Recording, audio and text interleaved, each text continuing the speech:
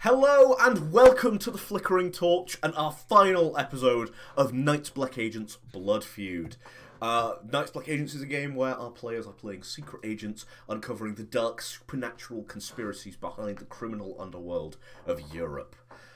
Today I'm joined by all of our regular players and Addison again. I didn't know where I was going with that segue.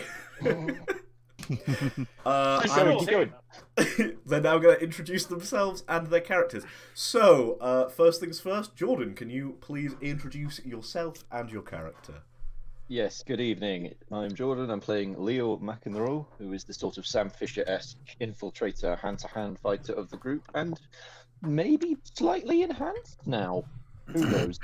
Oh, he did drink a weird vial of black viscous liquid. Something. Yes. We'll see. We'll see what happens with that. Next, James, can you introduce your character, please? Yep, I play Halbjorn. He's the Rackham and Stackham champion. If you want him dead, he's your man. Also, if you look closely, you can see Ben twice in the mirror behind me here. Oh, hello, me twice. You're at home for the first time in forever. You're usually in some random hotel room. I am, this is true. I took a week off to get my car fixed. He's not an escort. I'm just going to preface that with... That's not why he says you can't find him on the internet. Sean, can you please Little do you know. Sean, can you please introduce us to your character? Yeah, I'm playing a character called Stuff Crossed, formerly known as Mace Hunter, for those that have been watching the show the past 2 weeks. He's a comedian-esque kind of character, and no more than Ben. Stuff Crust is back, and back with a vengeance. So, finally, our guest star for the last 3 or 4 sessions. Somewhere around that. I'm just here. I claim squatters right now. Could kind of argue as a regular player now if they've been here for half the season. It was supposed to be a guest spot, and he was just so good, you know, and he didn't betray you instantly like our last guest. So That's true. We wanted to keep him. He wasn't betraying us, so... You basically don't want me to introduce more guests that can betray you. Addison, please, can you introduce yourself and your character? Hey, it's me, Addison, new regular member of the Flickering Torch podcast and stream, and YouTube. my name is my YouTube, and my character's name is Percival Ogden, at your service, your friendly man in a van. If you need it hacking, send me, and I will send them packing. That is my really shit catchphrase there. That is new. Oh, I like That's it. entirely new. That is a way to end the season on that catchphrase. Football specialist. So, if you're watching now, this is the season finale. Probably a weird place to start, but if you go on youtube.com/the Flickering Torch, not the Slickering Torch, / the Flickering Torch. That is a very different That's YouTube Thursday. That's Thursday night. It's the Flickering Torch. Thursday night. If you're on youtube.com/the Flickering Torch, you can watch the whole Knights Black Agents playlist, which by the time of the end of this episode will include all of season 1. So we end season 1. We begin the ending of season 1 where we left off last time. Basically, our agents had figured out where the location of Club Ambrose, this secret black market club that travels Europe, ended up in Bond Street Station, which is a disused tube station in London. They'd infiltrated it. Earlier on in the season, they'd stolen some artifacts from who they thought the vampires were, including a giant pallet's worth of these like play booklets for a play called The King in Yellow. So as they infiltrate Club Ambrose, they meet with one of the high lieutenants of the vampire overlords. The news flicks on, and the play The King in Yellow has been performed in London's West End. And what we see is streams of people coming out of the theatre, clawing at regular passers-by, attacking them. And in the background, very faintly, we see this character with a very pale mask, dressed in yellow robes, with a yellowed, gnarled crown, almost ethereally floating out, like barely perceptible. And what we saw in Club Ambrose was their confrontation with Dominic Harper, this blood sorceress that they'd basically been chasing since the first episode.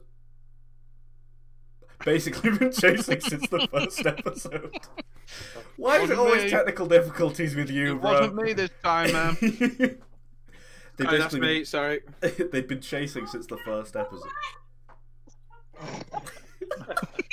This is going so well. I There is promise you, another this was a special- really cool setup, guys. There is another special guest, isn't there? In the background, introduce It's Jenny and Clay, right?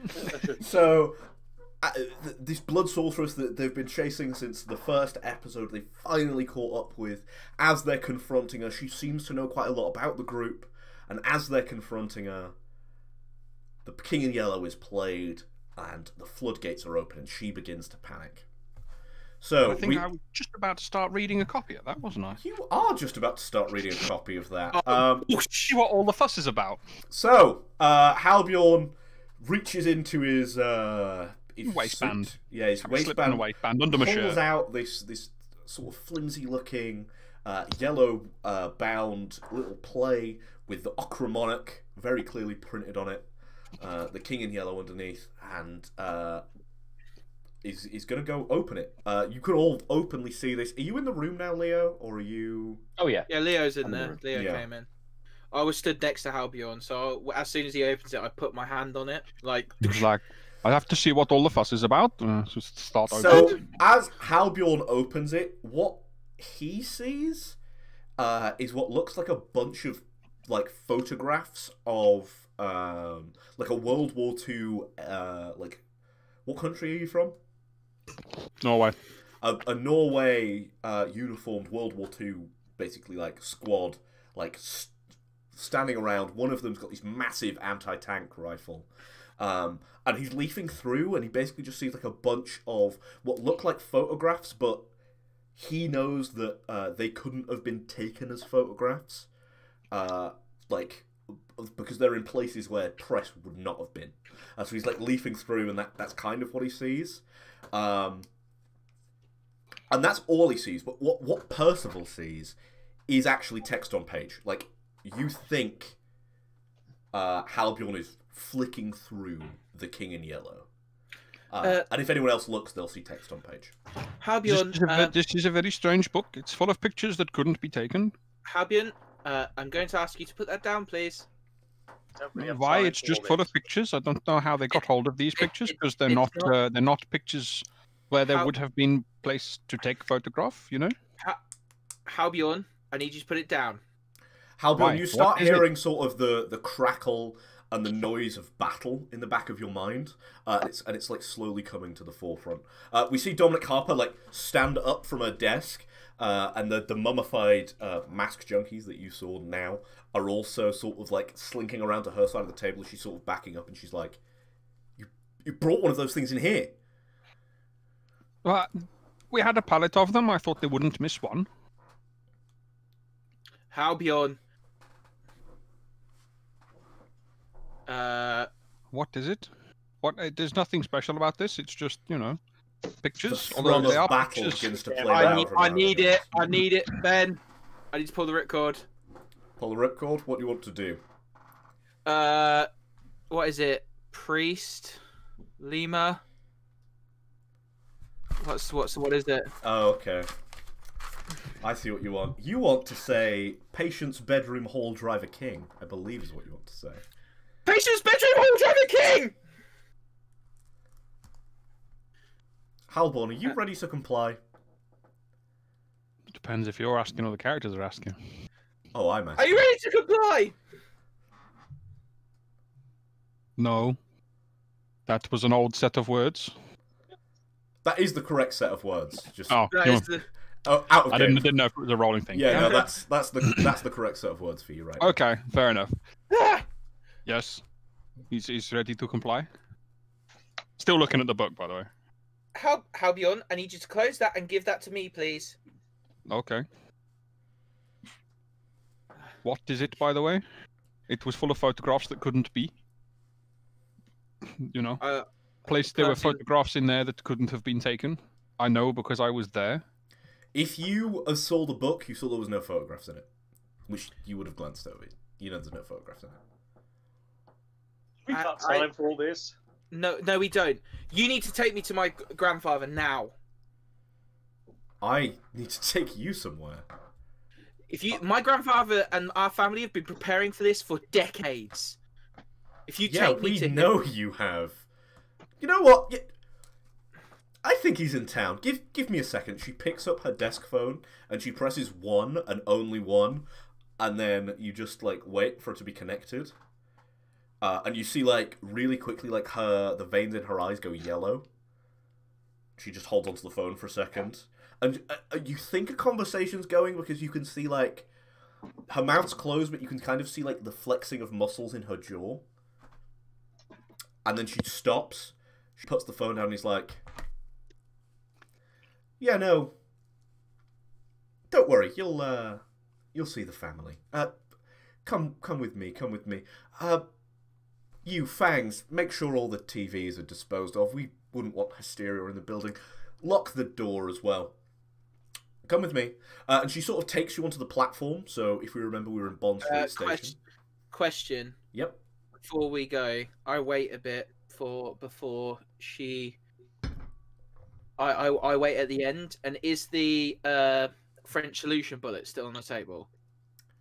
I think Halbjorn probably would have picked it up. Halbjorn likes these kind of things. Now he has 5 again. I'm hoping that Halbjorn has it. Yeah, Halbjorn is.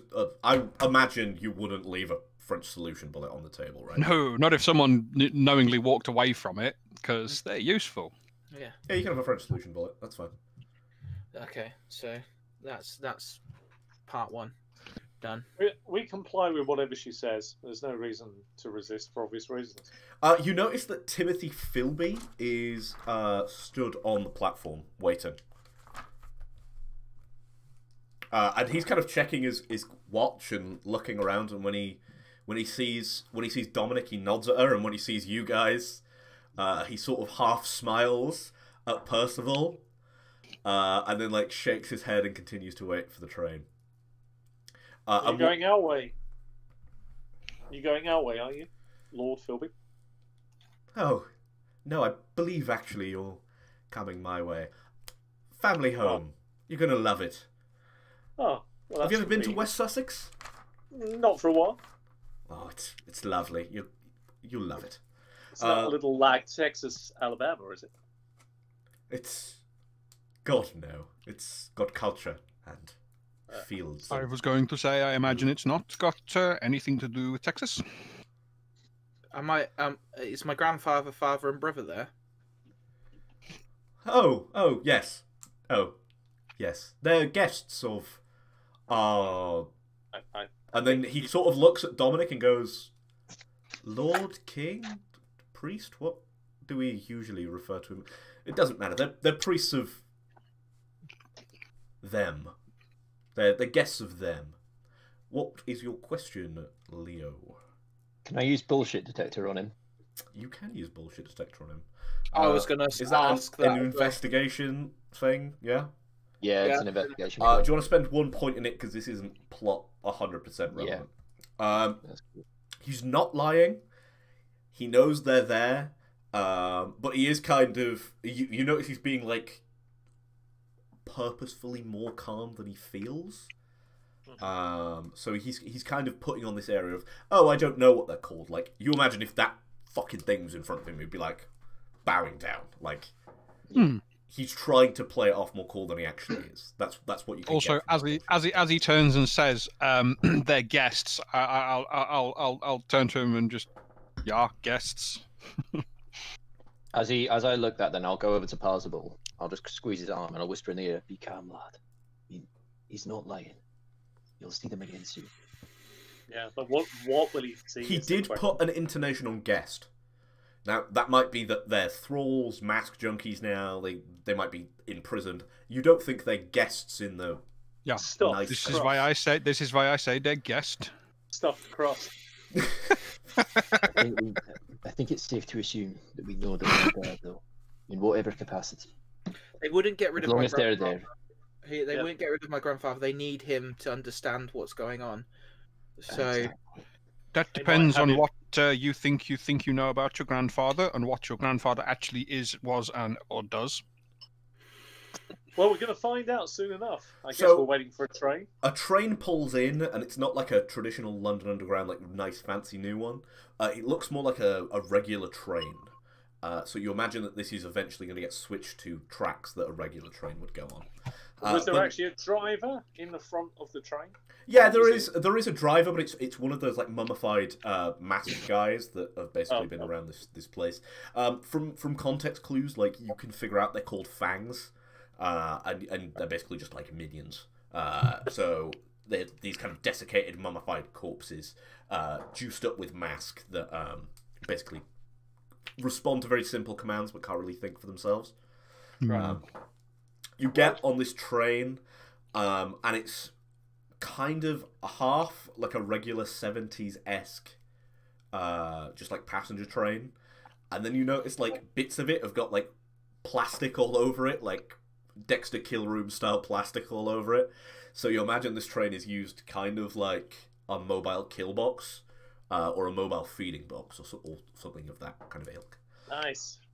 Is there a disabled seat? I'll sit in that. After all, Percival did shoot me.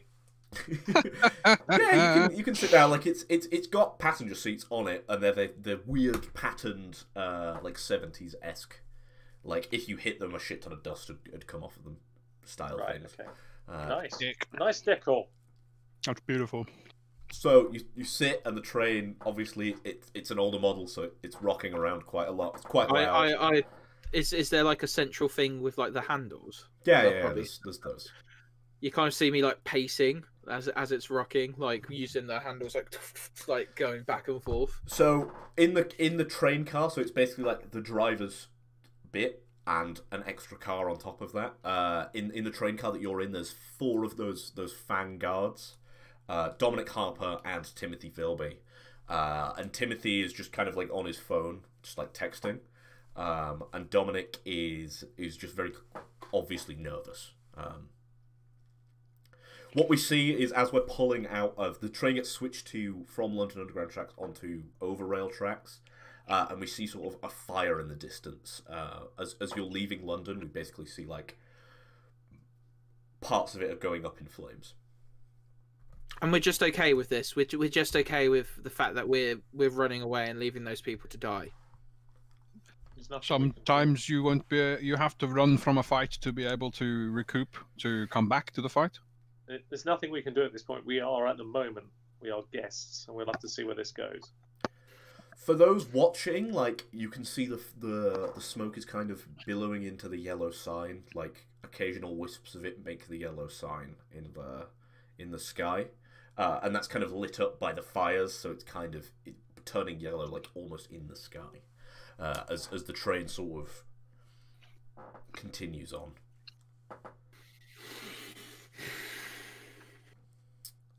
Stood at the window watching this. I turned to Percival. So, what was the book thing you took off me? We gave a pallet of them to somebody, but I don't know what it is. What is the significance of this? It's called The King in Yellow. It's a play that we didn't think existed for a long time, and then a bunch of them turned up in Budapest. The Yellow Jacks, Mr. Wilde. He wanted to give them to the Yellow Jacks. I thought it was to destroy them. My grandfather knows what to do. He knows what to do. We've been preparing for this for years.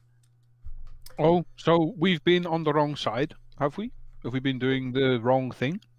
Apparently so. Are we the baddies? Apparently so. You notice Oh. skulls on your caps. No. Yeah, so the train sort of continued on for about an hour and a half before pulling up alongside just a road where you're gestured to get out and get in a series of black sedans, essentially. So you're split up in twos. So Halbjorn and Leo ride together with Timothy, and Percival and Mace ride together with Dominic Harper, and you're sort of just sat in these cars. They're both being driven by, again, fangs. So these motherfuckers. Is there any drinks in these sedans? Is it that kind of? Yeah, no, they're fairly swanky. They've got like champagne. You know those, you can build them into like the middle seat facing the other way, like Yeah. with champagne and champagne glasses. I ask if it's okay if I can help myself to a drink. She looks at you and she's obviously still like freaking out. And she thinks for a second. And she's like, yeah, sure. And then she grabs herself one, and then like pours more than should really go in a regular champagne glass, and just starts downing it, and then like hands you the bottle. I'm gonna You seem nervous.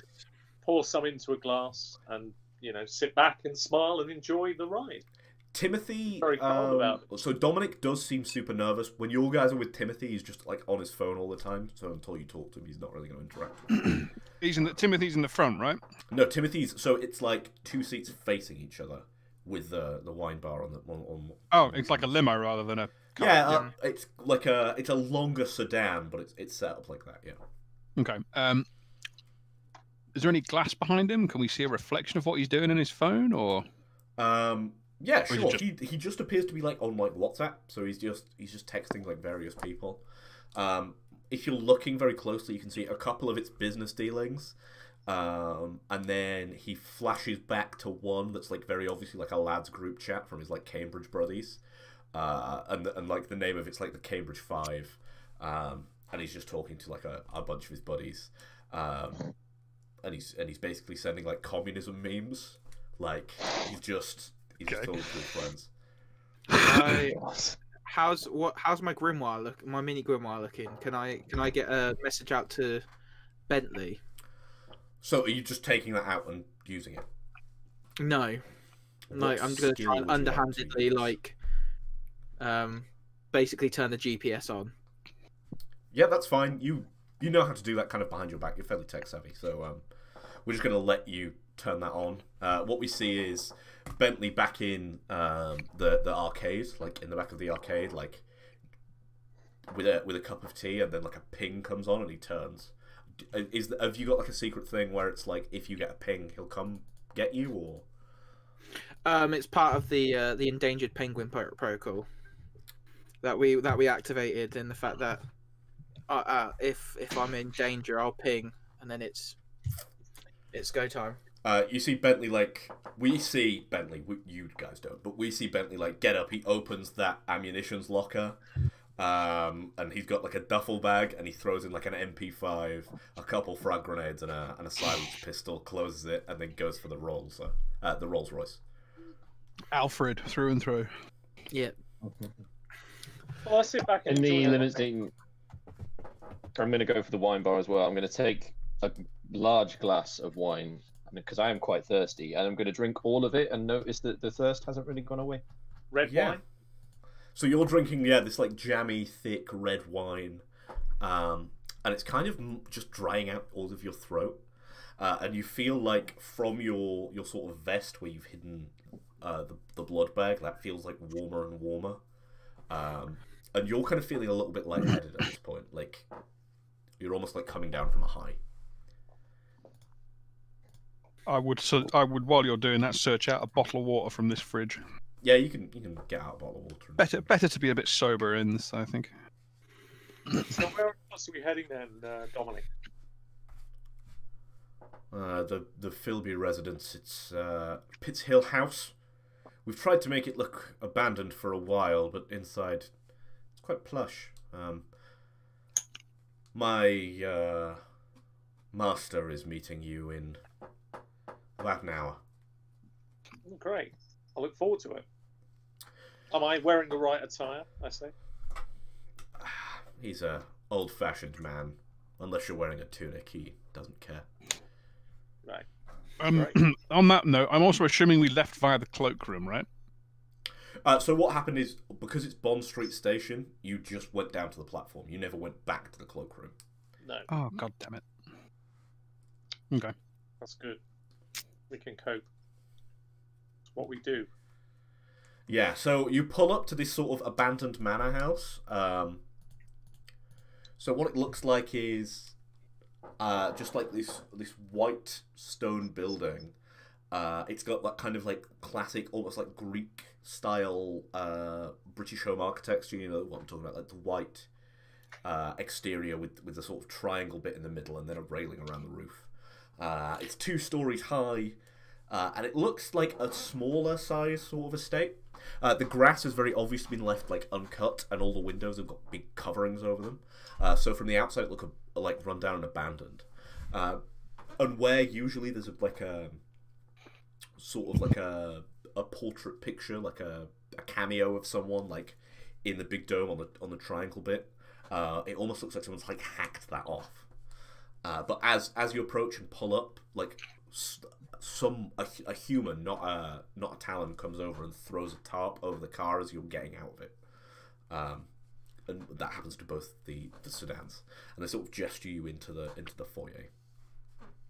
We'll take a moment to look at the house. Take What a waste, Philby. What would your grandfather ever say? You have no idea what my grandfather would say. He thought he was working for the Russians. Fool. No, he and the whole Cambridge Five didn't know who they were really working for, and I do. What a fool. It's a bit like our situation, isn't it, really? We don't know who we're really working for either, do we? Oh, you don't? Not really. Right now. He sort of looks at Percival and he goes, "You haven't told? Oh, you guys are in for a treat. No, come in. Come in." That's what I was thinking. I wipe my feet before I go in. Yeah, so it's like... I pointedly don't wipe my feet. So inside the foyer, it's kind of all like a stately home. It's fairly well maintained, but it's obviously like the Philbys have been lacking money for a long while. Guess that actually. That was quite interesting. There's a bunch of like basically like thugs in suits just standing around the place, and we notice off in sort of one of the dining areas, as you can see from the foyer. There appears to be like a full table spread laid out in one of the few rooms that's like totally pitch black, and it's kind of pitch black, but it's got like candles across the table. And we see how many members of your family were kidnapped? 3. We see father, and brother. We see basically 3 figures sat at that table. They appear to be like eating. But you can't smell any food or anything from where you're at. And you're basically gestured away from that area, sort of to a back room. And in this back room, there is nothing. It's kind of like, you see where the boards have been put on the windows, and it's got the sort of lining, like the wooden lining of a stately home, but there's nothing in this room, apart from across the way you see, like hammered into the wall by a string, is this charm that's almost like a dream catcher full of bones, and it looks like it's got like dried blood all around the sort of rim, and it's kind of in the same. If you remember the triangle that doesn't join up at the end symbol that we've been seeing throughout the show, that's kind of what it's in the shape of, but it's made of like bone and sinew and this sort of dried blood. And essentially what Dominic does is closes the door behind you and it's just you guys with this thing. What does it look like to me? What does it look like to you? It's softly glowing, but you're getting more and more of a headache now. To Percival, you know, you've got a cult, right? So you would know that this is some kind of shamanic like fetish. So this is like very obviously like some kind of item of magic, but it's like so old. If you want to spend a point, I can tell you its origins, but you just know it's a shamanic fetish. I will spend a point. So this is ancient Siberian. You know that, like really old Siberian. So versus mine. Yours is of like the yellow sign is older than time. So like so is the yellow sign going to protect me from whatever this does to me? if you're not sure what this does specifically, because you've not come into contact with this specific sigil, Okay. but Yeah. you think that yours, you could protect yourself in like if you held up your thing, if something were to try and drain you or do something, it could stop that. So, anyone want to act in this room, or are you just waiting? I kind of Well, suck. I'm just pacing like a lion in a cage right now. I want to Like- look around the room. Yeah, I want to Yeah. just take in the detail. Let's see if there's anything else hidden here. So- Have a little good round. There is these big sort of chipboard panels put against the windows, but they're not put there. They're not super secure. So if you really want, you could wrench one of those off. And then there's two, so you're in like a corner room. So where the two windows of this room are. Okay, Oh, so it's wait, not is there? particularly. Could someone, if they really wanted to, could they, You could leave try if and you tumble wished. through it? Is it that soft that you could break through? I mean, I'm not saying you won't be hurt, but could you potentially? You probably couldn't jump through it, but you could throw someone through it. Like Fair enough. Okay. it's Fair enough.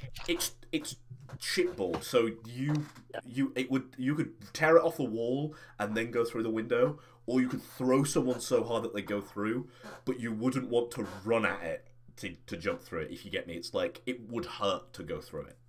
Yeah.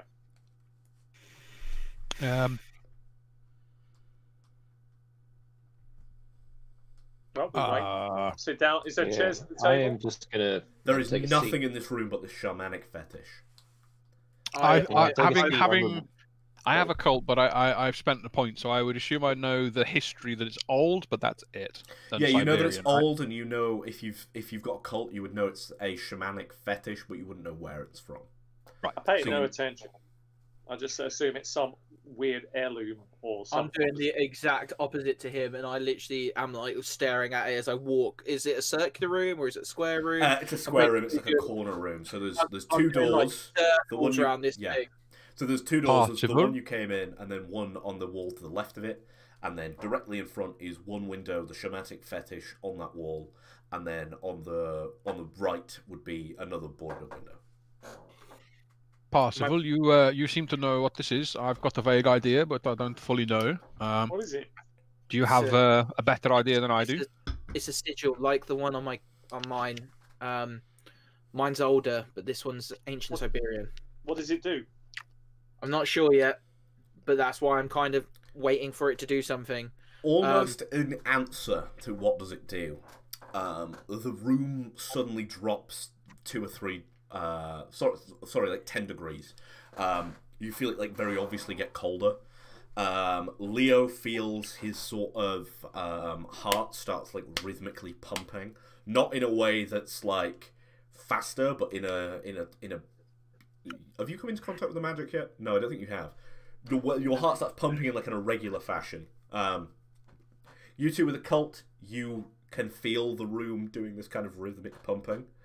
And it's emanating from that shamanic fetish. The room actually starts getting colder, yeah? Yeah. Physically cold. Okay, Yeah. And me and Halbjorn can feel this doing something. I pull out from the jacket my hat that comes on for this, get the hat on because it's getting colder in the room. Just jacket round me, kind of thing. And yeah, it says cold, doesn't it? Does anybody else feel that? It's preparing. Do I get the feeling it's preparing for something to happen? You get a feeling it's been activated and it's doing something. What do you mean? Do you actually tell us it's doing something? Yeah, that's what I'm saying. I'm like, it's doing something. I don't know what to do. Let's Like- smash it then. If it's a problem, let's get rid of it. I don't know what. You start to see something like almost like a shadow or a shade like flickering in front of it, of like a full like a tall-ish man, like very tall actually, a very tall man, in what looks to be like almost robes, and he's kind of standing with one hand like on his belly and another hand like on his head, like almost like chanting, kind of like this. Pretty sure that's not Father Christmas. I kind of put one hand on the table. I start holding my head a little bit. I think I maybe had too much champagne. I think I'm seeing things at this point. No, you're not. Now everyone starts to hear the rhythmic thumping, and it's very obviously coming from this shamanic fetish. Can And you all hear that? the shape is Can you kind hear of that noise? solidifying, like in front of you. And we basically see this figure. He's got this like really long, ragged black beard. He's got his hair that's like tied in a ponytail at the back. That's all like greasy and long. And he's Do got I know who this is? 1,000-year stare. Do you have history? I do. Don't think I need history to guess who that is. I know who. I think I know who it is, but I do have history. Who do you think that is? That's I think Rasputin. it's Rasputin. That is Grigory Rasputin. Seems to be apparating in the room. Do you want me to spend that point to get that? Or... No, you don't have to spend the point. I was just asking if you had history. Yeah, I've got one. So yeah. What looks to be, Grigory Rasputin seems to be apparating in front of you. You know that apparition is a very powerful magic. Like, you need to be super skilled to be able to do this. And I'm this really guy's oblivious tall. to this kind of stuff, and I'm very much thinking it's the drink, even though the reality is dawning on everybody else. Can I like Oh, put what the Mace hell? behind me? Like, can I be like, You Mace? can I need stand you in to front of Mace, yeah. Mace, stand behind me. I can't help but stare at this apparition. I must be honest. It's and I say that openly to you. I'm feeling drawn in a little bit here.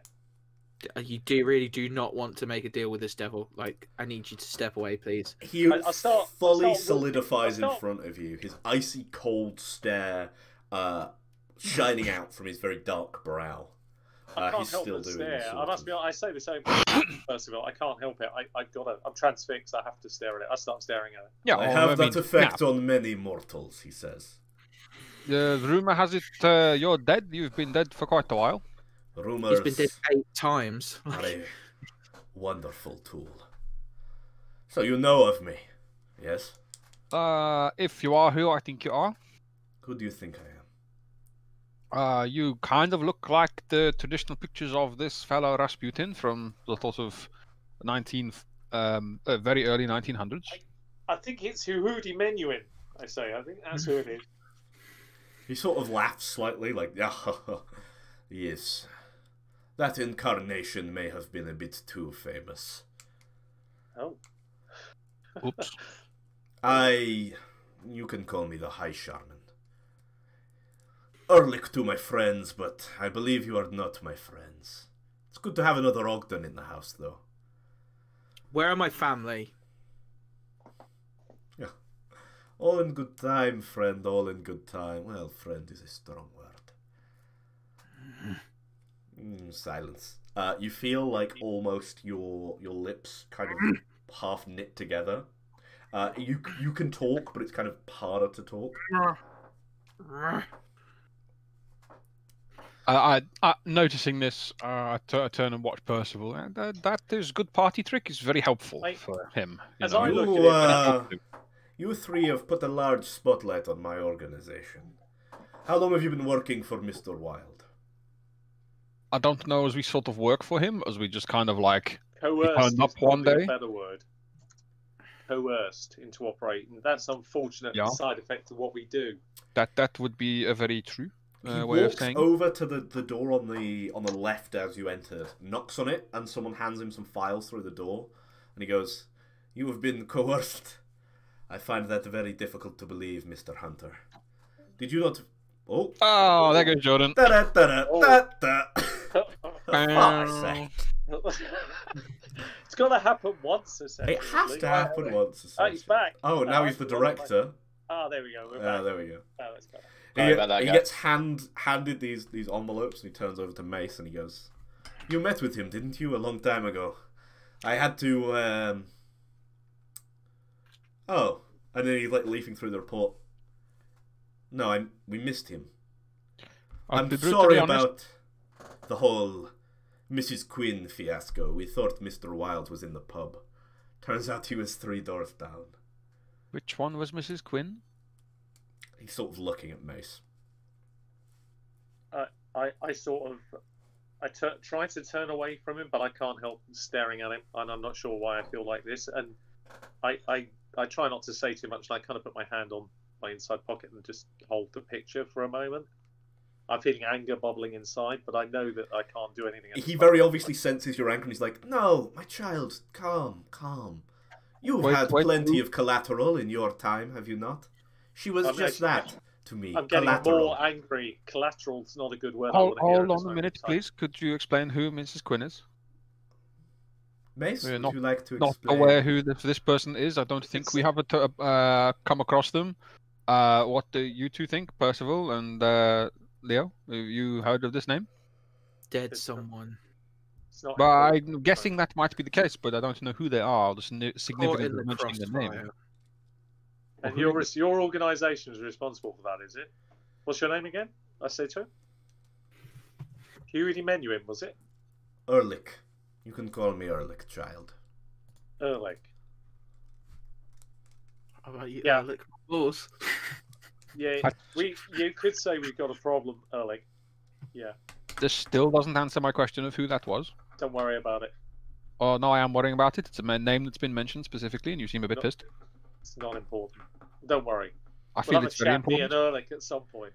His lady love, I might have blown her up. Well, I didn't. Collateral.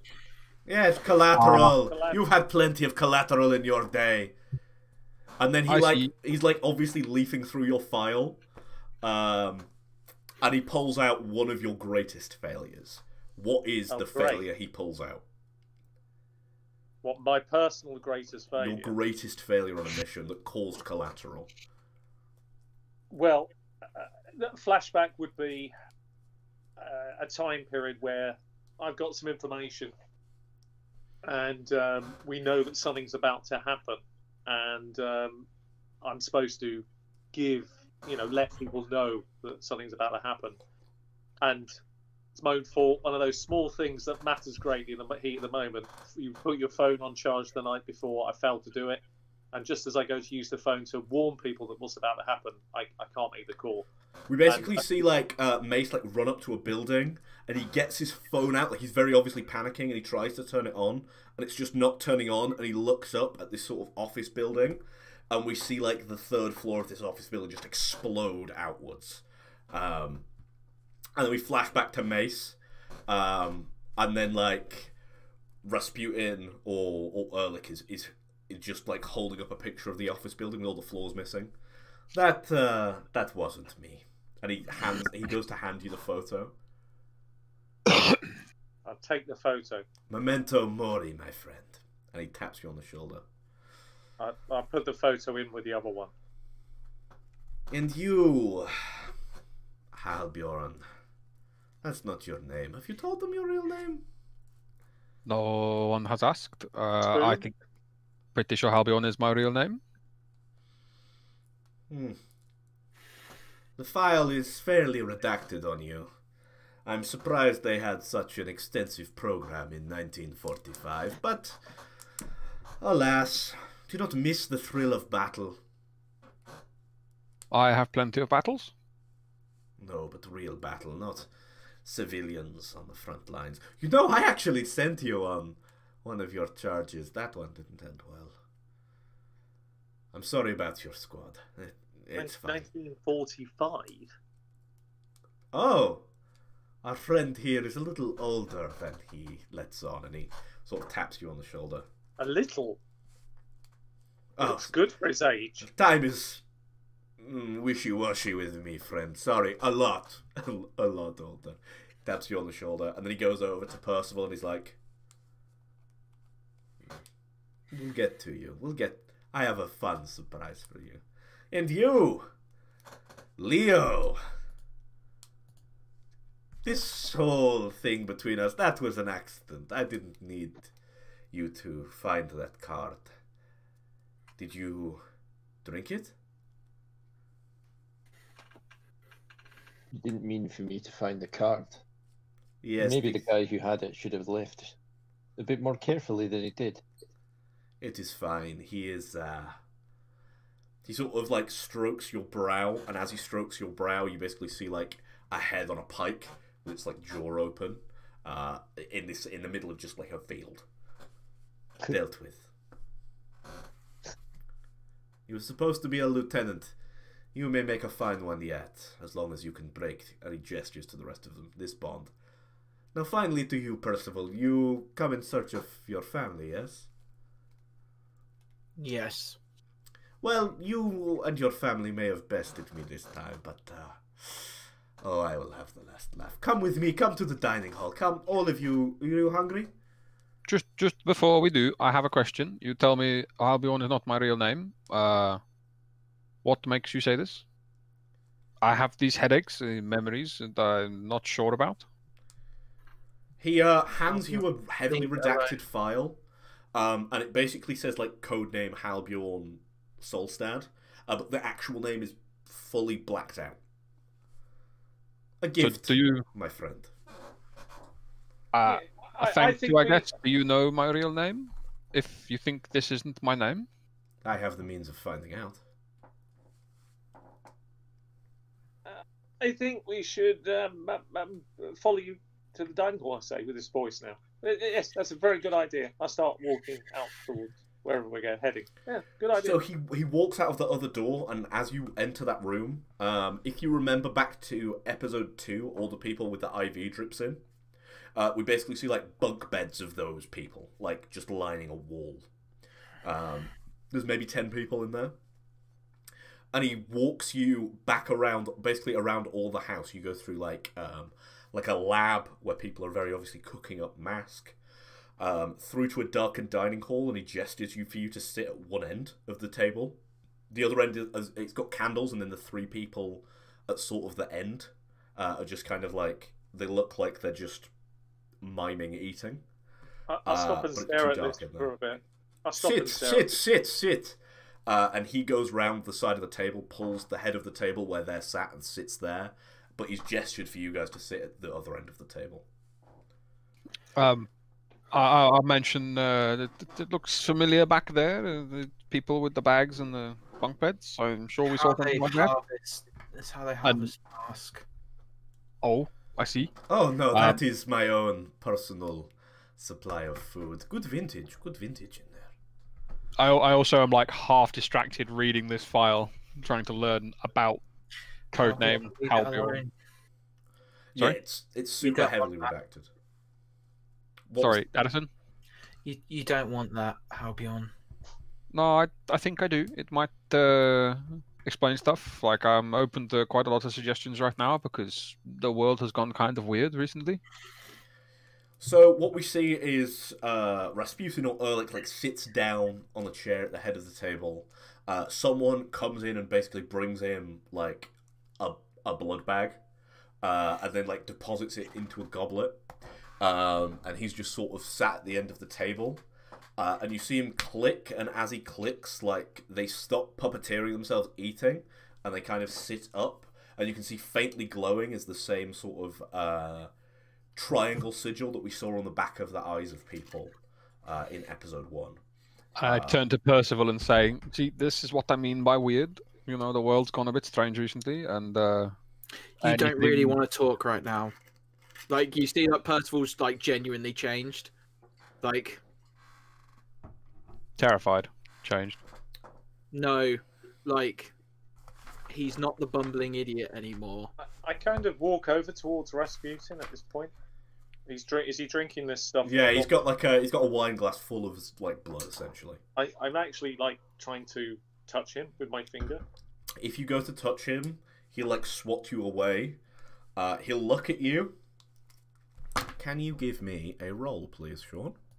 Could somebody please Can roll someone that? give Sean a roll of?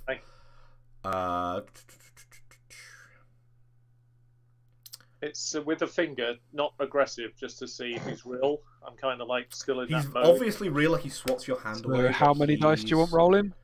I'll explain why, if you like, why I'm doing this, but it'd be more obvious if you just let it play out, I think.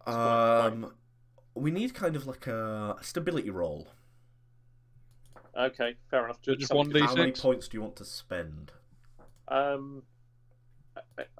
I think at this moment in time, truthfully, none, because if you think about what my character's been through, I'm actually having an episode. I am unstable, and okay, I don't Rasputin is going to spend 2 points. Okay. So I'm not sure what to make of it. So I'm just trying to touch the image that I see, just to see if it's real. So with a d6, you need to beat a 3. Can you roll just a d6 for me, please, James? 4. Sorry, a 5 you need to beat, sorry. That was the roll. So what essentially happens is Rasputin looks at you, his cold stare, and he locks eyes with you.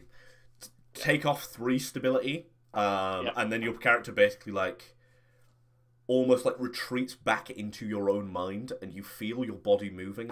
It's not like you're looking through your eyes. It's like you're looking a meter back from your eyes. In like so, like your vision goes like almost tunnel vision as You're you in the walk to the sun other end of the table, pull up a chair and sit down, and then your vision sort of returns back. What have you done to them? I just sort of sit there now, and I just sort of like just wait. So he goes, "Oh yes, Percival, I did say I would have the last laugh, didn't I? You did a good job there in London. I'm going to have to work very hard to clean that up." He sort of clicks over near the light switch, and one of the fangs comes over and turns the lights on. And what we see is the 3 members of your family that are missing. What were their names again? So there is Gawain is my brother. My father's name is Arthur, and my granddad father's name is Uther. Arthur, Uther. So what we basically see is them. They're sat round the table. They've got the sign of the red sigil basically on their head, and you notice that the throats are cut, and they're talking. So they say, "Percival, you have to leave." And as they start talking, Rasputin raises one of his hands again, and then they sort of silence. So Ben, quick question. So my mini grimoire has the yellow seal on it, right? Mm-hmm. And I have the copy of the King in Yellow. You do. What happens if I put those 2 together? Who turns up? Not necessarily someone turns up, but something might happen. Essentially, the King in Yellow is a ritual that needs to be performed. But you could start leafing through it. Could I not like fast forward it through my grimoire? What? So you want to type it in and then get your grimoire to start Or saying like it, put my thing against it as underneath the table, so it starts like doing it. You can start trying that. Essentially, it's like a ritual that needs to be performed. So like, part of the magic is within the stage actions. It's not like the book itself isn't magical. Words. It's not just the the book. act It's the of doing the play that is itself a ritual. So it's I like thought if you remember back to all the different magic, it's like you have to perform a rhythm Yeah. or do something. Essentially, say something, yeah. doing the play is a ritual that summons the Yellow King. So it's quite hard to do because you need a full cast at compliant. Yeah, it's almost like you would need like some kind of palette of plays, and then you would need to give that to someone, and then they would need to hire some actors, and then those actors could perform a play that destroys London. It's almost like if you did that, you could destroy an entire major city. Sounds stupid. What kind of idiot would be pulled into something like that? But you could conceivably I'll blame like get off a few lines or get off like a little bit of it that wouldn't necessarily summon him, but might magically do something. Okay. I'm gonna keep that in my back pocket. Okay. Because if the solution doesn't work, that might have to be the thing. Excellent. So you all see these puppeteered sort of corpses of the Ogden family, and he goes, "I told you I would have the last laugh, didn't I?" And then he clicks, and then your family start laughing, but their mouths are closed, and it's like the slit in their throat is the thing that's causing the laughter. And do any of you have any injuries right now? I don't. Good. I probably have a still healing hole in a hand. That is not stopped bleeding. That started bleeding again when you were in his presence and has not stopped. Any kind of cuts haven't stopped bleeding. I have got no injuries somehow. I say out loud, I'd like another pint if that's okay, please, barman. He sort of clicks, and then like a guy comes out with like a bottle of Leffe and pulls you a glass. Ah, perfect. It should be 10 minutes. She'll be here, I say. Brilliant. I sit down, wait. He looks at you. 10 minutes? Yeah, 10 minutes should be coming. I hope we're ready with the surprise. Very important. What? I'm going to be proposing in 10 minutes. Very important. Yeah, the surprise ready. Thanks. I sit down. Just relax. Think he's Start broken. talking to one of the You're wrong. weird corpses next to me. He's reliving the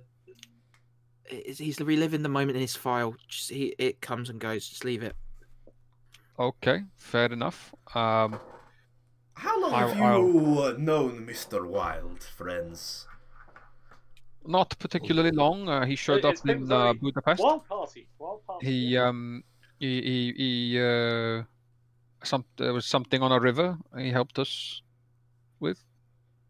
He was my grandfather's friend. No, he was more than that to you, wasn't he, Mr. Ogden? He was your high priest. I was a high priest once, back in Siberia. That's right. Yeah, Mr. Wild is the priest for the wedding ceremony that I planned. That's completely correct. Just out of interest, Mr. Az, why is my hand still started bleeding again? This was healing quite well. Do you have any idea about this? I have been given many gifts, and now you're looking at him like he's not casting a shadow or anything. One of them, unfortunately, your blood will tell if one of my kind is about. Thankfully for you, your friend here, and he gestures at Percival, he hasn't performed the ritual. Does the ritual stop this bleeding? Or can you stop it? Can you turn it off? You see, I was once like you, Percival, and he sort of starts walking around the table, like all of you, really, and he sort of leans into to Gawain and Arthur and Uther and sort of kisses them on the cheek as he's walking past. I once believed in the promises of the Yellow King, and he made me what I am today. But it's all lies, Percival, and he sort of runs his hand through your hair. It's all lies. He only seeks to reap death. Is that? Am I the only one that can hear ticking? I say. Yes, I think you are. Oh, okay. Thanks anyway. Oh, I'll start drinking my drink. Mine, I can hear more of Fuse. Fuse? Yeah. Oh. I think he might be a little bit upset. I mean, with the meat puppets over here. That's my family. Rasputin sort of half laughs and goes, technically it was. No. There's no need to argue. There's plenty of room for family at the wedding, so there's no reason for you guys to argue at all. We've got plenty of room. Don't worry about it. He walks over to Leo now, and he does the same thing where he runs his hand through Leo's hair, and he goes, "You don't want the world to end, do you, boy? I've got people I need to protect." That you do, and he pats you on the shoulder. I think you want to be on the side of... And he thinks for a second, he's like, well, not the living, but at least the ones who make the world go round. Isn't that right? Are you the Scottish uncle that Quinn mentioned, I say? Is that who you are? You're the Scottish uncle? He sort of looks at you and he goes, and what one is this? I'll look at him. I don't know, you look... Is this like Filipino Giuseppe, the one from the Mob film, or Jonathan Hunter, the playboy you saw on reality TV? Filipino Giuseppe, you said? I know Filipino. He was invited to this party as well. He's here now talking with us all. It is no problem at all. Filipino Giuseppe, of course. The big gun. That is I. I think I like this one more. How about, who would be scared right now? Jack Schmidt.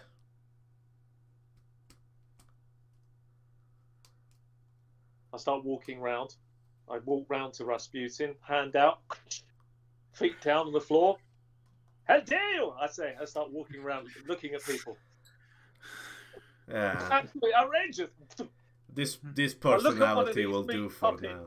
I look at one of these meat puppets and say to them, point blank, "You'll tell us everything you know." I start looking at him right in the eye. Right now. Spill it. Rasputin sort of floats almost towards you, puts a hand on you, goes, "He won't tell you jack shit." Sit down, Mr. Schmidt. We have business. And he gestures I sit to your down chair. very abruptly. Yeah, very. Good boy. Leo, you don't want the world to end, do you? He floats back over. You don't want the world to end, do you? Of course we want the world to end. The world must end. Did you shut him up? Yes, Michael O'Brien. That's the one. Your pastor from when you were a boy. Do that bless one. You, my son. Bless you, my son. Bless You don't want the world to end, do you, Mr. O'Brien? you. Of course not. The world must not end. Exactly. Will not end. Exactly. The Lord will take care of us all. You look very ill. May I say a blessing? Bless you, my son. You look very ill. He has these episodes sometimes. It's in his file. He goes back over to Leo. He's like, you don't want the world to end. You don't want the world to end, do you, boy? That man over there, and he points over at Percival. He summoned that thing. Well, not him specifically, but the whole cult he runs with. You don't want that, do you? I look over at Percival. Reminds me of John 3:16. It's a necessary evil. Necessary evil. Lord is my shepherd, I will not want. The Yellow King can deal with him. You mean the king in yellow? Yes, that's Jesus, Nazareth. That is what that is. Yes, from Jerusalem. Yeah. It was Hester would be able to get rid of these things, and we could send him back. You can't send the king in yellow back. You are a child in the cosmic scale of Theo. Not even that The king will always live. That's part of the resurrection.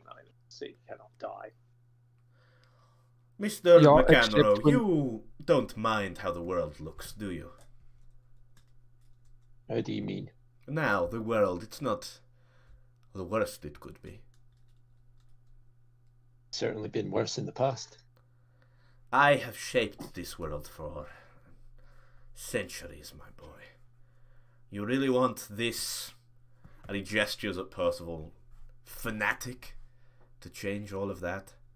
The people you love die at the hands of some cosmic being. Could I just interrupt here? We don't know who's the fanatic. At this point, you could also be a fanatic. Gentlemen, we're gathered at a wedding. I think it's important that we gather perspectives. I'll be conducting the ceremony for, well, be Mr. and Mrs. Hunter eventually today. But what's all this business? Family feud, perhaps? Also, Mr. Rasputin, did you break him, by the way? He broke him. He's on like another planet. Accidentally, this is part of the collateral. He dips in and out of the personalities. I'm surprised you haven't noticed it. He was O'Brien in Milan. I don't care what feud and problems you have as a family. We are going to be conducting this ceremony very shortly. In fact, in about 5 minutes. He looks at you and he goes, "Hark! Hunter! You're in the room. Remember Jennifer. Remember." I just sort of look at him for a moment. Sadness will do. You want to join the side of the living, Mr. McEnroe? Do you want to join the side of the enslaved, Leo? Do you want to sit there as he throws table scraps to you? Is that what you want? Well, what would you propose then? I'm addressing Percival at this point. Chaos, anarchy, your Haster, yes. Give your pitch to how you want the world to end in a spate of madness. Go, boy. Go on, I'm listening. I say we let Haster and him duke it out. He can't afford to let Haster run about, so he's going to have to fight him eventually. We let them fight each other. Okay, then. I think, and how do they you destroy each other, or they send each other back to whatever fucking hellscape they come from. Siberia isn't that far. And you know this for a fact. Because all I know right now for a fact is my city and the people who I care about that are in it are going up in flames. And if I heard out that that's on you... It's not on me personally. It's part of the game. When you're a rook, you have to fight. You have to forge the path. When you're a knight, you make the plays. When you're the queen, you defend. When you're the king, you sit there and you wait. He gestures to one of his minions, and someone comes up to Rasputin and whispers something in his ear, and he goes, "Oh, you're up to 1 million deaths now, boy. That's 1/9. Impressive." I look up from the folder. Sorry, 2 million. What? I was What's happened? busy with the I look a bit folder. confused. What's going on? He Sorry, sort of I've sits lost down and he's half singing track. and he's like, London's burning, London's burning. Oh, that's right. Yeah, it is. I say, yeah, it was You know- burning. Goddamn. I'm not particularly a fan of this guy. But No, there wasn't a but. I'm just not a fan of him. He sits down. Palatable. Sorry, carry on. Your cult has killed 1 million people today. You've Well- killed hundreds of millions, millions of millions throughout years, through wars, through corporate greed, through starvation, through famine, and you want to lecture me? Like, you don't get to lecture me. 1 million in Gregory. one night. That is far more than I ever killed in one night. Although I there guess was you- that time what, in Russia. you- What? So you're not going to talk about Project Manhattan? You're not going to sit there and talk about how, funnily enough, the Americans just happened to find nuclear technology from ex-Nazi scientists? He looks at you and he's like, Manhattan was a necessary evil, I will admit. Although, well, and he looks at his watch. In 4 hours, the Manhattan Project might save the world. How would the Manhattan Project save the world? That was in the 40s. You know, Yes, but he thinks they're going to nuke everyone. He's not going to let them nuke everyone. Oh, I Because that see. ruins everything. He's got no one to feed on. Oh, no, him- I'm not saying nuke everyone. London is very fucked if we can't get this under control. Luckily, I have my best man on it. I hope Who is that? Philby comes through. And then Philby like walks past the door, and then he looks, and he's like, we may have a problem. You trusted Philby. You trusted Philby. You're supposed to be a tactician, Gregory. you've got more chance if he was to be in charge of files on important conservative information. It hasn't gone well, has it? He looks at Philby, and Philby looks at him, and then Philby holds up his phone and shakes it, and it's open to the Cambridge 5 group chat. And then Rasputin looks at him, and then he continues to start texting, and he's like, we might be okay. This is really a roll of a dice anyway. Again, I have Trident ready and waiting. This King in Where do Yellow we- thing. Where do we come in with all of this? Indeed. Like, I'm currently reading this file and seeing photographs that look like things I remember, but I don't. Kind of. So what? It's Where do we come in for this? Because you don't need us, do you? Really, in any part of this, realistically. So No, you where do threw we a come? banner in his fucking works. Well, I actually do need, well, at least 3 of you. Maybe 2. It seems that pallet, that got divided up. I need someone to gather the rest, well, you say. You see, if anyone else performs that play, I can't nuke the whole world. Prove yourself that you want the human race to continue, kill this boy, and, yes, we will be, uneasy allies. Which boy do you need removed? He gestures at Percival, and he goes, That's not a problem. He reaches in his back pocket, pulls out a gun, and it's like this weird custom gun. Halbjorn notices it the exact same kind of custom gun that Mr. Wilde gave you. He puts it on the table. He's got like a regular bullet in it, and he slides it down the table towards Halbjorn. He's your weapons specialist, right? That is true. Catch it as it slides towards me, flick it open, and check what's in it. Just one round? Regular, he certainly one knows round. he certainly knows his stuff, as they say. Well, I can say this. Is it? How do you pronounce it again? Is it Ulrich or Ulrich. Ehrlich. Ehrlich? Right. I can say this for myself. That's the first time I've seen Jennifer in a long time. So why wouldn't I want to side with you? There's no reason you wouldn't want to sign with me. If you sign with me, a few people die, I will confess, but... I've just seen. I've got no reason to not consider your option as possible, given everything that's happened to us. yes. I'm really considering it. Can anybody else make a more valid argument? Because I can't see one. Well, I don't really know all the facts. I have this folder that's giving me a headache because it looks very familiar, a lot of these things in here, but not clear.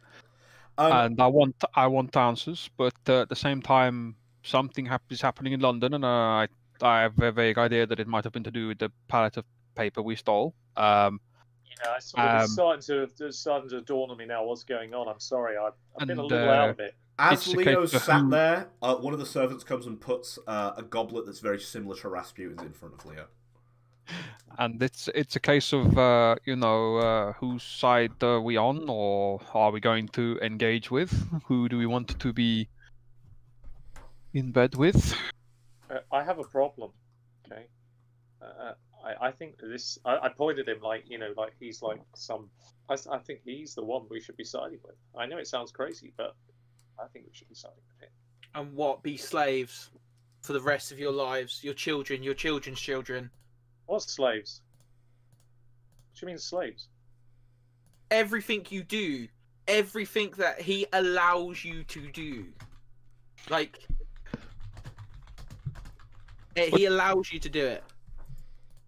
Right. Like you don't. He's only giving you that file now. I can give you that file. I have it. I've always had it. That was your reward. What file? No, I'd point at Halbjorn. If you're waiting for private messages from me, I've responded. Just Halbjorn, just load it up. Put them all in there. Comply. Oh, are you saying some words? What say you, Leo? I look at Leo. What do you think? I don't tell him. I only make him put all the French solution rounds in there that he's got on him. Only if you can say the words again and you can remember them, because so you can't remember them. Driver King, shit. You struggling, lad. Here, let me help you. Patience, bedroom, hall, driver, king. Oh shit! Oh shit! Okay, so were they correct? Leo, you now have control over everyone's favorite sledgehammer. Because I wrote them down. Oh fuck! I did write them down, but I can't find where I wrote them down. I think I accidentally closed it. Right. Let's get something settled. Parzival.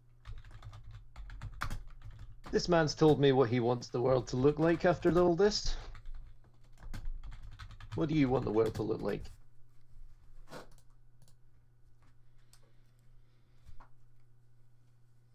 I want the world to be truly free. And that's all my family's ever wanted. So we summon the Yellow King. He destroys a couple of cities. He forces this one out of hiding. This one gets killed.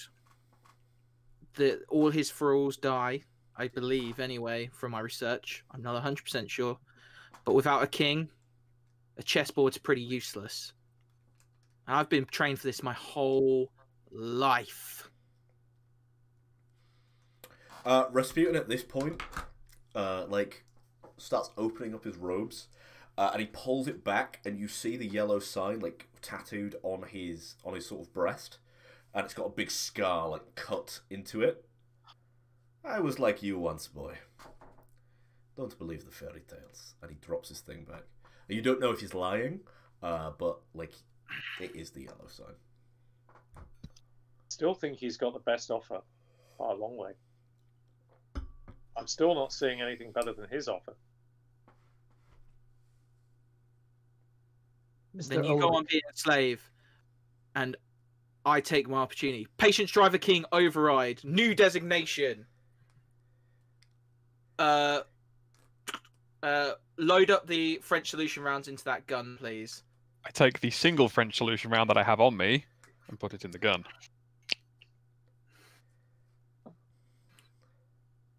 So, Leo, you have a choice to make. You're going to let this man control you, because from now on, you can't go out in daylight. I hope you realise that. Oh, no, boy, that's a fairy tale.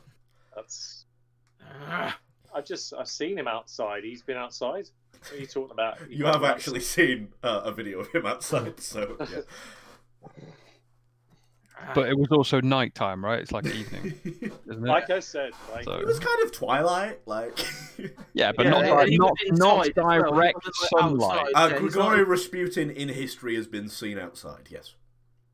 In the daylight. like I Oh, said, I thought you were talking to. I was talking Leo. about him, Leo. Oh, yeah, no, you're sorry. talking about Leo. So I'm saying Yeah. it's, You it's don't dark. know the He's not side been effects outside of in the daylight. Leo's thing. So Leo's not been outside in the daylight yet. well, like I said, he's offering us things that sound great. I don't see any issue with it. Nobody I forget don't- their MOS. Hmm. Just gonna throw that out there. I I missed don't what see you any. said. I genuinely don't see any problems with it at this moment in time. Really, I've got to pick a side, and that's the reality of the situation I'm in. Or a side is going to pick one for me, whether I'm in it or not. So I'm just curious to see what the others think, and then we'll go from there. What say you, Leo?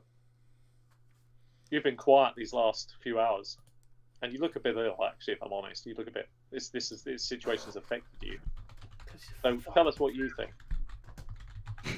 I've only ever been in this for the answers, Mace. Speaking of which, I have a question, Mr. You, Ulrich. You have a question, boy. Go on. You programmed some of your minions before. We saw the symbol, and a gesture of my eye. No, I have to inscribe that, unfortunately. I'm sort of tense at that statement. You did that He to a sort friend of, you notice one of his nails is like super long and pointy. You did that to a friend of mine. Ah. Someone who I've cared about for a lot of years. And now you ask me to side with you. Collateral, Leo. Just Collateral. collateral. That's all it is. At least it's not all of London. That's true. Well, Just collateral. apparently it is. Not on my watch. You see, I like the way humanity ebbs and flows. Communism, a little mistake of mine, but you have to admit Russia is in a strong position right now. Siberia especially, people leave alone. Aye. People I leave don't Siberia alone need- because empty. Is that a little bit like Texas? I don't need some giant, unknowable horror going around killing my friends, my people, the people who make art and music, the people who taste very good. I make no mistake, friend. I know I am a monster in this situation. I know I am not a saint, make no mistake, but the world I offer it's a world people can live in. Yeah, they can feel free in it, can't they? Freedom is optional. Yeah, exactly. That's the way life rolls, isn't it? Freedom isn't optional. You don't get to choose. According to this file, I had a lot to do with the current freedoms. If this is really me, not a fake. Oh, we can decondition that out of you. I've had a team working on another yellow agent for a significant period of time. Last fall, he didn't respond to any of his words. He did try and kill his captor. Albion, I gotta say thank you for your service. Well, I still don't know if this is me or a hoax. I have yet to find out. I think it's you. He stops for a know. second It's a and he bit- pulls it's something out of confusing. his robes and he slides across a table that you a photo that you recognize all too well. It's like a a World War II esque squad photo of a bunch of people, and it's you holding your anti-tank rifle from earlier, and you're with this squad. And when you look at it, instead of you obviously recognize yourself, you recognize a bunch of people, but it just like fills you with kind of like a deep sorrow. Like this squad, you're not sure, but you think are all lost now. Is this the click moment where it all comes back? Yeah, you know. Okay. You know the things we discussed at the start of the very before session 1. I'm still a little lost as to including the where people's allegiances lie. including the intervening time, or Yep. just Yeah, you know. Okay, Yeah, everything. everything. Damn. But I got a problem. I'm not sure which way to side. I'm more erring this way towards this chap. No, Then I don't need your permission. Execute Prime Directive, Boxcar Yellow, 1945.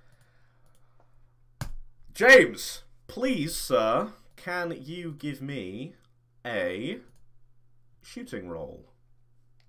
You can spend as many as you want. I need a 4. What am I shooting at? I will let you know that after you've made the roll. Bless you, my son.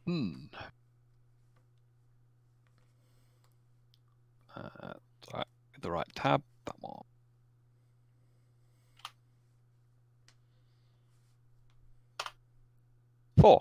Four. We basically see Halbjorn's eyes sort of glaze over for a second. He looks directly at Percival, and then he looks at Rasputin, picks up the gun, fires it. It wings. Wait, do you want to kill Rasputin? Yeah. No. Sorry, James. Does Halbjorn want to kill Rasputin, or is he conflicted? Take the shot, and I'll throw in the curveball in a second. So he shoots Rasputin in the shoulder. We see, like, for a second, Rasputin's looking at his arm. He and looks nothing happens. at you two. Nothing happens. Why? Nothing happens because it's a lead bullet. It wasn't a French solution one. Oh shit! We see the blood spray out. He looks at his arm for a second. He's obviously waiting for the French solution to sort of trigger. And then he looks at his arm. And then he looks back. And can you give me a stability roll, please, Halbjorn? You're going to have to beat whatever Rasputin puts in. He's going to put in 2. Where is Rasputin sat? Is he at the table? He's at the foot of the table. Right. Like at the other end from you guys. You're going to have to beat a 5.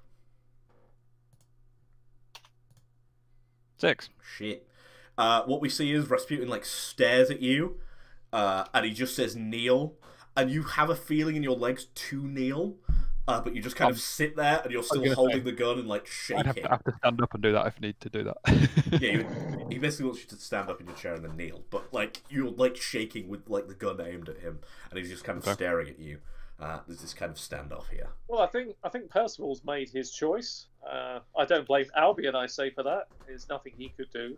But I see that the wise one is still standing alive.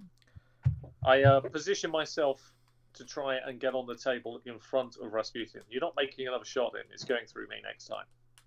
Oh shit, yeah. Mace can scramble on top of the table, and he's kind of like knelt on the table like, no, don't shoot. No. And Rasputin's just like looking at his arm still, and we see like a shot of him like picking the bullet out, and he like throws it on the ground, and we hear like a very obvious like ting. You've now, the way I look at this, I say, I'm looking directly at Percival. It's simple. I said, you previously tried to kill me. Now you've tried to kill him. I think your hand is well played. I said, I'm sticking with this guy. Sorry, the dice is well cast now. As this happens, we hear an explosion as basically like one of the windows gets ripped off of the building. It's good, isn't it? And we see someone firing an MP5 into the side of the building. Oh, so that window came in rather than went out, yeah? Came in, yeah. Someone has smashed it from the outside. Okay. It's just kind of like blind fire, so none of you are really in danger, but there's like shit is happening. Like, right. I would definitely get off the chair and hit the deck and take cover. Yeah, Rasputin's kind of done the same. I scramble up onto the table with my grimoire out, and I'm going to try and like lodge my grimoire's yellow seal against his chest where he showed me that thing is. Oh, so you're going to go over... Right, can you make me a hand-to-hand roll? Hand-to-hand. Rasputin. I've got fuckle in there. I'm between him and Rasputin. Well, do you want to make me a hand-to-hand roll to see if you can get past you, Sean? How many points do you want to spend in that? It's hand-to-hand. What does that count as? It's a different skill on its own. It's a skill. What's it under? Sorry. Oh shit! I got 2. I'm fucked. It's called hand-to-hand. Hand-to-hand's its own thing. Sorry, what's it under though? Is it general? General. Technically. General. Right, okay. General. My bad. I'm missing the wrong heading. Hand to hand. No. I actually It's don't underneath have. filch or Ooh. Yeah, gambling. I don't actually have any skill in it. So just make a roll. It's a flat D6. It's a Flat 3. D6. So Oh. what we see is Percival scrambles across the table. Mace has like grabbed his Ah! arm, and then they're like wrestling on the table. Halbjorn, Can how I do you react want? at this point? Yeah, Leo can react. Go ahead. Cool. I'm going to look at fuck it. I'm calling it Rasputin. I'm going to look at Rasputin and say, well, that programming that you did to my friend, Oh, here I'm we guessing go. it can't be reversed. I did not program your friend. That was Mr. Wild, but I'm working on reversing it with another. Ah. It's not talking about Halbjorn, is he? Oh, are you talking about the eye thing? Yes, I'm talking about the eye thing. Oh, sorry. He looks at you and he goes, "It cannot be reversed, but as long as she doesn't say the passphrase, she's fine." See, no, she's under control now. Ah, see, in a world where she doesn't have her own free will, burn the whole place to the fucking ground. He I'm gonna head goes, towards Mace at this point. "Oh shit." What's my MOS then? Yours is hand to hand. Oh shit! My MOS is hand to hand. Rasputin! I've got him! I've got him! I'm No. going to wrestle If Mace. Parzival off is of- if Parzival is Parzival. on top of Rasputin, No, I'll he's make on top sure of Mace. I am going to wrestle Mace off of It's a- Parzival using my hand-to-hand MOS. It's a very bad wrestling match between me and Percy. So we to be honest. basically just see Leo stand up and throw Mace against the wall with like a heavy thud. Halbjorn, you're watching this, and he goes, I am watching this, and I'm going to make sure Percival can't get near Rasputin. I mean, you've Oh, got a this is- gun. I This have is a gun, actually- yeah. This is fabulous. This is. I slumped down the wall, semi-conscious, lying on the ground in a heap because it was such a good throw. I mean, there's no way I'm going to get up initially from that. Is the hail of MP5 rounds coming through the window still going Yeah, on? it's blind fire, so it's kind of more hitting the corners of the ceiling. It's just kind of creating a big Cool. distraction. at the minute. I'm going to use some hand to hand and take something heavy like a brick and just lob it in the right direction to knock him the fuck out. You've got a candelabra in reach because this is like a laid out table. You could throw That would be Yeah, weapon but technically, wouldn't it? a window's just come in, right? Oh, you want to throw it at the guy throwing the MP5? Uh-huh. You can't really Brick to see knock him. him out. You can just see the MP5 because he's like obviously having to hold it above his head. In that case, I shall crouch down, walk up to the window, and just yoink, pull it out of his hand. Right, give me a hand-to-hand roll against our friend here. He's not going to be spending any points. Come on, Bentley. Come on. Oh, Yes! fuck! Yes, Bentley! Oh, shit. Yeah, so Bentley, like, really tries to grip onto it, but Halvio basically just, like, picks it up with one hand and, Oh, like, fucking yanks his hell. arms out. No. What do you want to do with the MP5, Halvio? Ben, I'm gonna Can I put the react to- revolver. Sorry. I'm gonna put the revolver away. Tell what was his name? Your butler, Bentley. Bentley. I'll tell Bentley to come inside, and I shall relieve him of any other weaponry that he's got. He's What did like- you say I had in the bag? He's like, he would have to clamber up, like, it's not going to be That's easy for him to fine. do. I shall grab him by the scruff of the neck. Yeah, you hoist Bentley up. He's still in this kind of, like, butler gear. Jordan, you want to just do something? What do you want to do? cool. I want to take out that pouch that I Yep. had in my little chest zip, and I'm going to down the whole fucking thing. You're going to down the And you whole told me thing. that does you told me that does a certain thing. Yeah, so what happens is you tear into this blood bag and like squirt it all over your face. We see like sanguine fluid just like bleeding all down Leo's face. His eyes, like his pupils, like pop like he's high. Like little almost vestigial fangs kind of come out of his canines. And yeah, you've refreshed your MOS and everything else. At this Excellent. point, Bless you, my son. Rasputin is going to dominate you. It's his blood. Fucking Give fine, me I a don't care. stability roll, please. Go yeah, fuck it, I'll put 2 into it. Oh, this is very fun. At this point, I'm assuming I'm not that near Rasputin. I'm over near the window, You're over holding near Bentley the- through it You're not Wow. going to be able to beat that fucker. while the chugging is going on. Oh. I'm I really have no idea burning where I through am. aberrants here. couple of stability points. Yeah, so basically Rasputin says, kneel, your knees strain, you kneel down.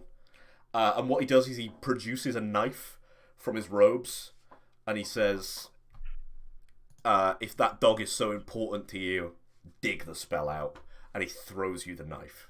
He's basically saying, cut her eye out, and she's free. Nice. Ah! I'm coming. Like I'm still going for him technically because Mace is off me now. Yeah, I'm Mace is scrambling. off of you, you're by yourself, you can go for I was gonna say if you start running for him, I will be leveling a gun at you. Just be aware of that. Right, so why don't one of you make a hand-to-hand roll and one of you make a shooting roll?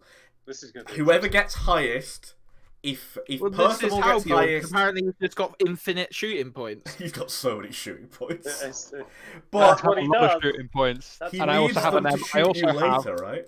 I also have an MOS that's just kill somebody. So Yeah, but you it doesn't know. work. I'm not going to say it works against player characters, like to kill them, but you can wing him for free. Talons are about to rush. Sorry, Fangs are about to rush into this room anyway, so this could be over. Technically, I've got point of order because of my sense trouble roll, my sense trouble score, so I go Yeah. first. Just do it, Album. Do I, it. I, I, I, All right, I'll fucking shoot am him. That's fine. I'm just gonna grab I'm something. gonna go and fucking grab this. I'm still trying to get my yellow mark on his. Mhm. Like I'm like he's got to go at all costs. I've been grown up. Since I was That like 7 5 is years going old. through your shoulder. The Jeez. one holding the Right, book. give me a roll of hand-to-hand.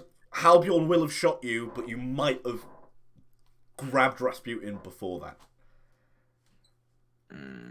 It's just 1d6 because I've got no hand to hand You've got no unless I've got hand-to-hand. something. Hang on, let me see if I've got anything that I can use, like a cherry or anything. Preparedness, mech points for preparedness, cryptography. You know No, what? I'm fucked. It's over, boys. Oh, it's Eye of the Tiger. No, fair enough. The world is fucking over. No, I got 6. Come on. So what That's happens is you seven. dive across the table, you take a round in the shoulder, but you manage to jam your grimoire against Rasputin, and you're playing basically like a curse of like decrepancy. And we see like Rasputin's right arm starts to like shrivel before he's able to like pull you off, and another round goes through your back and you're stumbling down. Like one of Rasputin's arms is like super fucked What's and the gnarled damage? now. Take What's 4 damage from getting Oh, shot shit. and him throwing you. Rasputin like looks at you, and then he starts chanting something, and like 3 fangs come in, and just like basically grab you and start dragging you off. And they've got like superhuman strength. So Ah! No! As they drag Not you like off, this! I'll follow you to the door and say, I don't appreciate that. He seems to be able to think he can undo the programming. It's something I really want to see. You know? As you go screaming backwards through the door, dragged away. Ah! No! Not like this! You're a fool, Albion! You're a fool! Hello, my dark master. yeah, Rasputin's there with his one gnarled arm. He looks pissed, and he looks over at Leo and he's like, "You have a choice, boy. Die like a dog here, or join me." And he extends an arm. A small one. Take my strong hand. What can I do at this point, Ben? What do you want to do? He's giving you. No, So if you really Am I want physically to, able to do anything other than yeah, you can try and comply attack with him, him? but he's a big MOS! boy. MOS! Fuck him up! He is the high vampire of the campaign. Yeah. Um, I think the technical term is he's your daddy. You've got a few Join. options here. So you can Leo, just join. go out for an all-out attack. You could try and kill one of the other PCs. You could try to kill Rasputin, although you imagine at this point tactically not going to work. You could join him. You could keep your own morals and let Leo die, but come with a new character in the next season. You can decide that Leo is going to join Rasputin for now and then try and betray him later. Join us, Leo. You I could say. you Join could us. join him for now. Dig the eyeball out of your past, your basically enslaved past. Dig the eyeball out, and then she's free, but with one less eyeball. Like whatever you I think really is want you to appropriate try for and Leo. rush him, but What do people say in Scotland? I. You can take our lives. You can take our land. You can never take our eyes. What do you? How- Whatever you want Leo to act in this scene. This is the season finale. We will have you back next season. If it's a new character or if it's Leo, either way, we'll definitely have you back. Well, I look at him from the floor, from kneeling at this point, and I look him in the eyes. And I had a dagger in my pouch, didn't I? Yep. A ceremonial, ornate dagger. Mm-hmm. And I'm just gonna fucking charge at him. If you're going to charge at him, I'm going to shoot you with that pistol as you charge. And that's the French solution round, so Oh, sure. bring it. Right. Because So, I want to know what Rasputin can do to help me. right. So Oh, Leo, let this is good. us. We Good way to will go. do.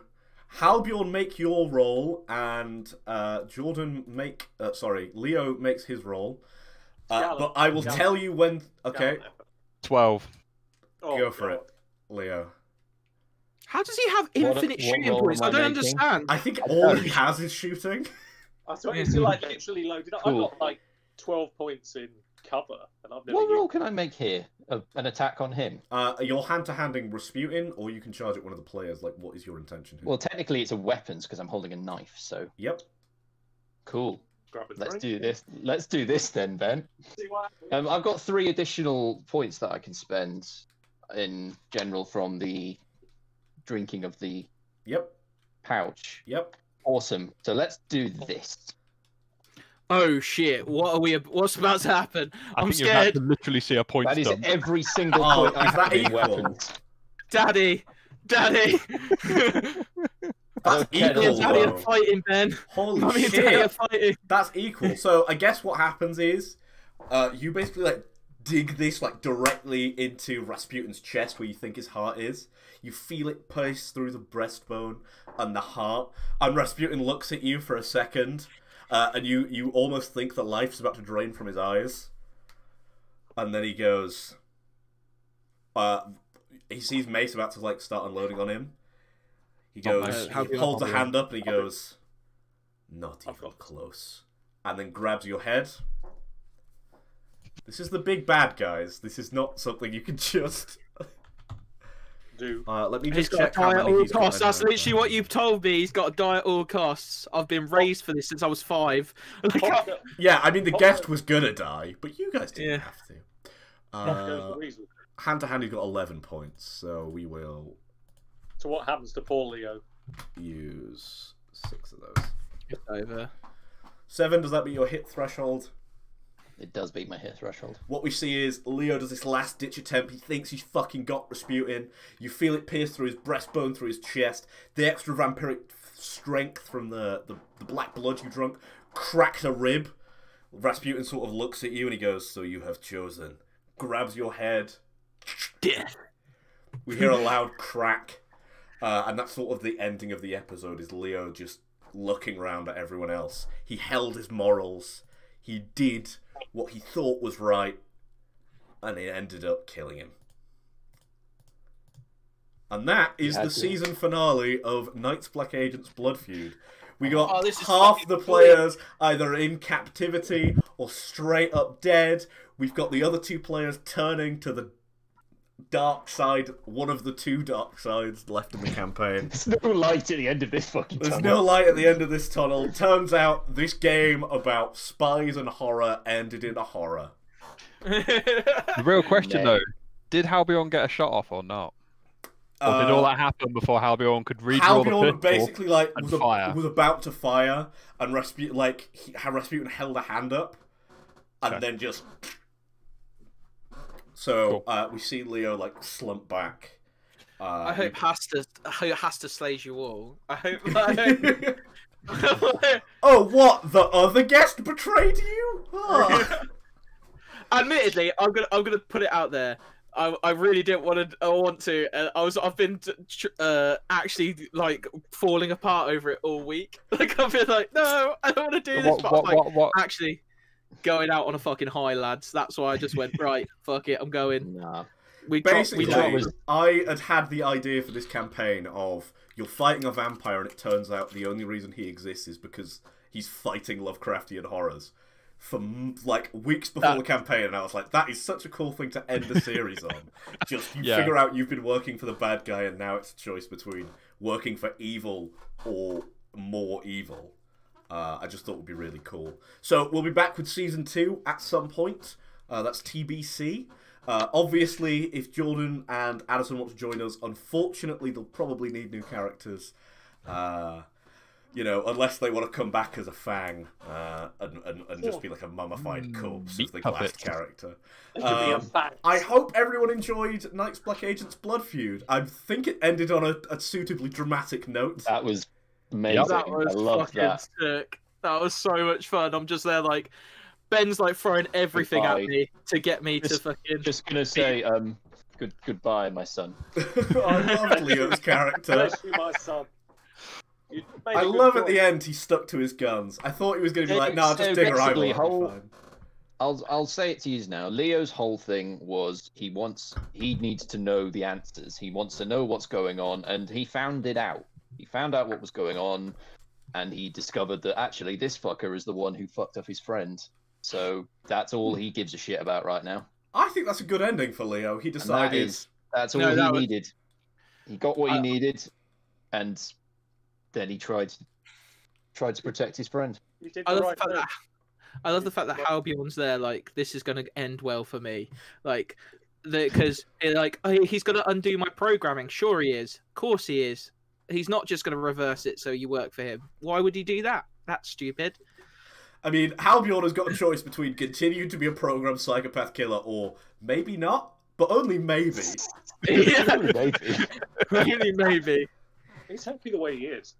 And Mace is just like... Mace just decided, I can't win if I say I'm fuck you at the minute, so I'm just going to go with it.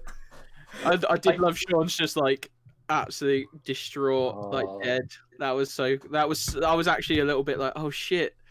Like, this is sad. Like, this is really sad. And I'm having to play angry because my family are being used as fucking meat puppets. I'm not going to lie. That was a turn. My character basically has had... I mean, the only time he's actually normal is when he's on operations. The truth is he broke down long ago. He's never actually been right. There's the people that you see, these personalities. They're split personalities. That's what the problem is. That's why he kind of cycled through them at the end. He cycled through them. Essentially, as soon as Addison shot me the idea that his family had all been kidnapped, I thought back to the episode where you find the tape of the vampire and he puppeteers the corpse. And I was like, what would be beautiful? He thinks he saved his family, he gets there, and they're all already dead, and they've been leaking information the whole time. Which is a very evil thing for me to think, but was quite cool for a season finale. It is evil, Ben. I've played with you before, so yeah. I like the fact that the only reason Mace sides with Rasputin, I mean, it's actually hilarious. It's because he actually sees Jennifer whenever he does. That's the only reason. Yeah, fair enough. I appreciate that. And he's cracked. Is as well, Percival shot me, so it was like really easy. That was an accident, and you fucking know that's an accident. Very simple. I love that. You've just hated him because. That was it. That's what I decided. To be fair, though, if Percival had shot Halbjorn, Percival would have exited this story a hell of a long time ago. Percival would be gone. I can't believe been sat on the back seat. Bang! I can't believe I'm working for Rasputin. I think that's the funniest thing of all. That's as good a boss as I've had for a long time.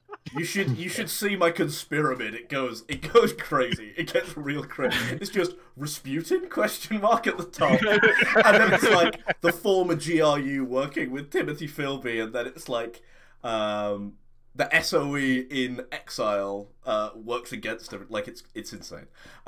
So I guess that's the end of Night's Black Agent's Blood Feud Season 1. We'll do what we always do, which is plug shit that you want to plug, and we start, as always, with our easiest plug. James, plug whatever you want to plug. I shall plug the Loom, because that's the only place you'll really find me on the internet.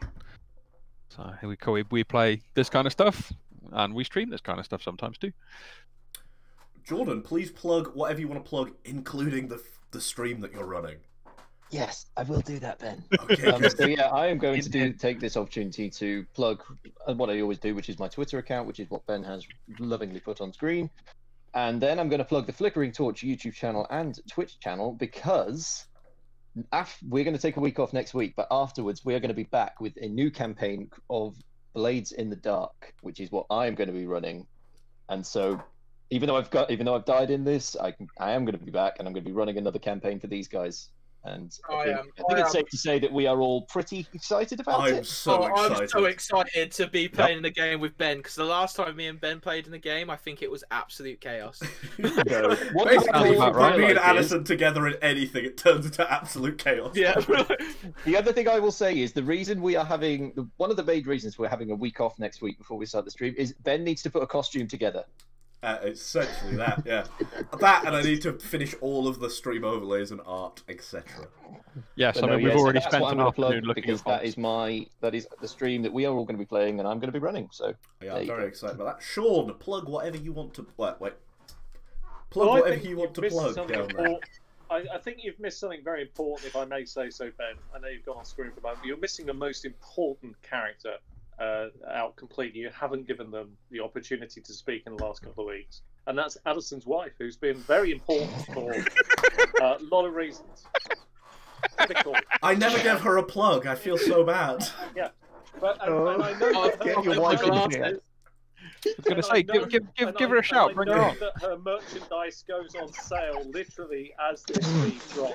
So if you fucking killed me. If you want if you want a stuffed crust pizza t-shirt, that's available at $9.99, much cheaper than Pizza Hut, I can tell you that. And if you want to advertise, just get in contact with us. So that's my plug for her. I'd like to thank the players for their wonderful effort, and particularly yourself, Ben. Thanks very much for running a brilliant game. Thoroughly enjoyed it, so thank you very much. Yeah, I mean, I'm very excited for the stuffed crust merchandise. Maybe that's what we're going to do. Every time we have a sponsor, we'll just get Addison's wife to come in and shout about it and then leave. That seems like a reasonable way of doing it, yeah. Sounds good. You can hear her shout at the cat, shout about stuffed crust and anything else. It'll be like Critical Role, the bits that they do about their sponsors. Almost like a parody. It'll be great. Left the bin lid up, Addison. Sponsored by Finland. And then finally, Addison, can you plug whatever you want to plug, my dude? So, big thanks to Ben and everybody. They've made me feel really welcome to the point where I think I'm just here now. Like, I like being here. It's fun to. It's fun to get to play. I'm a forever DM. You can find me on the Loom, where we play tons of games. Me and Ben are kind of running that at the minute. Sean runs tons of games for us. We play Among Us together. Ben and James, and especially with Lockdown 2 happening, it's going to be a really big help. It's going to be going on for a while, isn't it? Yeah. You can see it's going to go on for a while again. And with that, the Pod of Many Things returns. I have a date. We are me and our other guest Leon, who also guest starred in this and betrayed everyone. Also, yeah. So the start date for that, if I can find it, I have lost it because I'm an idiot. But yeah, we are. Hang on. Here we go. On the 19th of November, we are hopefully going to have our first recording session back. We're going to be back. We're going to be doing the big things, and hopefully we will have you guys on there talking about whatever, whenever. I think Ben, Leon wants to have another cracked episode with you, basically. I look forward to ruining your wonderful podcast again. Like that round table chill podcast with me and Ben just laughing at things that we saw before the podcast started. E-bussy for life.